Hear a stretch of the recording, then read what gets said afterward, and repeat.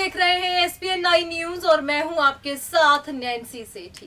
कल का दिन यानी कि 19 अप्रैल को जहां पर मेनका गांधी ने सुल्तानपुर सीट से नामांकन को भरा।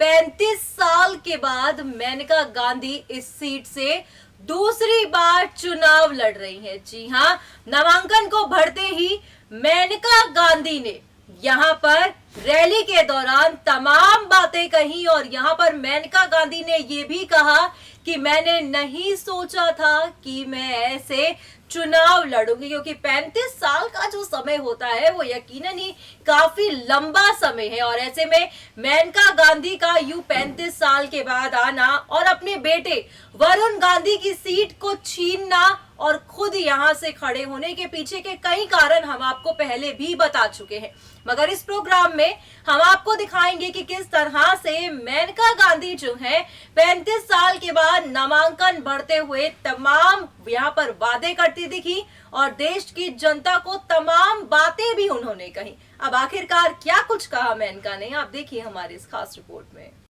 केंद्रीय मंत्री और बीजेपी प्रत्याशी मेनका संजय गांधी ने गुरुवार को जब कलेक्टेड नामांकन करने वो जब सुल्तानपुर पहुंची तो 35 साल पहले की याद उन्हें दोबारा आ गई।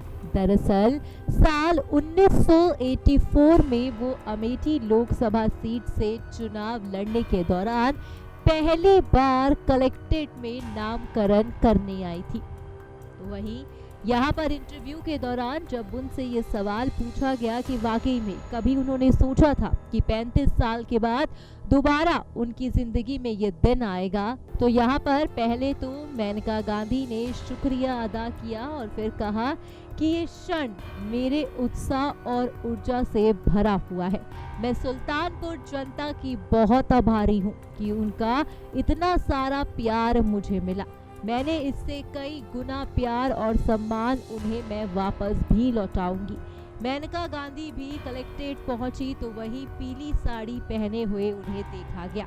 घर से निकलने से पहले उन्होंने देर तक पूजा अर्चना की। 11 पंडितों ने मिलकर मंत्र जाप से विधि विधान से पूजा पाठ को संपन्न किया और उसके बाद कहा जा रहा है कि 12:15 पर नामांकन भरने के लिए मेनका गांधी वहां पर पहुंच चुकी थी। और ऐसे में अगर मेनका गांधी का अब सुल्तानपुर से ये कनेक्शन की बात की जाए तो आपको बता दें कि सुल्तानपुर से पहले वरुण गांधी इस सीट से खड़े हो रहे थे। जी हाँ, क्योंकि बीते दौरान भी जब पिछली बारी चुनाव हुए थे तब इस सीट से वरुण गांधी खड़े थे। हालांकि उनको इस सीट से जीत भी हासिल हुई, मगर अचानक से जब अदला बदली हो गई तब यहाँ पर सवाल उठने लगे कि मेनका गांधी ने अपनी सीट क्यों दे दी है अपने बेटे वरुण गांधी को और वरुण गांधी की सीट उन्होंने क्यों ले ली।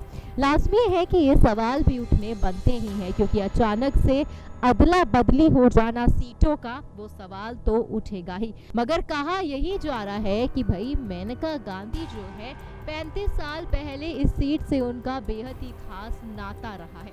अब ऐसे में मेनका गांधी चाहती थी कि एक बार फिर से वो सुल्तानपुर सीट से खड़ी हो और वो चुनाव भी लड़े। हालांकि यहाँ पर देखना होगा, क्योंकि देश की जनता तो अभी भी बीजेपी को जिताएगी या फिर कांग्रेस को जिताएगी, ये फैसला उन्हीं के हाथों में है। मगर अगर सुल्तानपुर की जनता की बात की जाए तो सुल्तानपुर की जनता अभी भी कंफ्यूज बताई जा रही है, क्योंकि कुछ ऐसे आंकड़े हैं, यहाँ पर कुछ गठबंधन भी सामने आ रहे हैं और ऐसे में वहाँ पर मुस्लिम ज़्यादा देखे जाते हैं और मुस्लिम जनता वहाँ पर ज़्यादा होती है। तो ऐसे में देखना यही होगा कि क्या सुल्तानपुर सीट से इस बारी मेनका गांधी की जीत होगी या फिर जनता कोई और ही फैसला करेगी।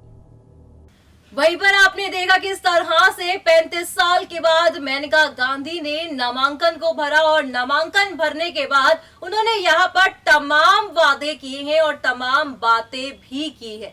दरअसल इस सीट से मेनका के खड़े होने के पीछे की जो वजह है और जिस तरह से उन्होंने अदला बदली कर ली अपने बेटे वरुण गांधी से, तो कहीं ना कहीं ये लग रहा था, उनको भी ऐसा लगता है कि वरुण इस बार इस सीट से नहीं जीत पाएंगे, क्योंकि यहाँ पर गठबंधन भी हो रखा है और कहीं ना कहीं यहाँ पर कांग्रेस भी काफी ज्यादा ही अच्छे तादाद पर जहां वहां की जनता पर तमाम अपना राज भी कर चुकी है।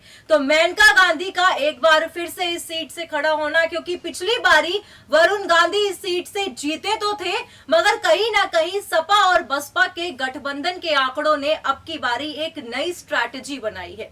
अब इस तरह से क्या मेनका गांधी इन आंकड़ों को तोड़ पाएगी?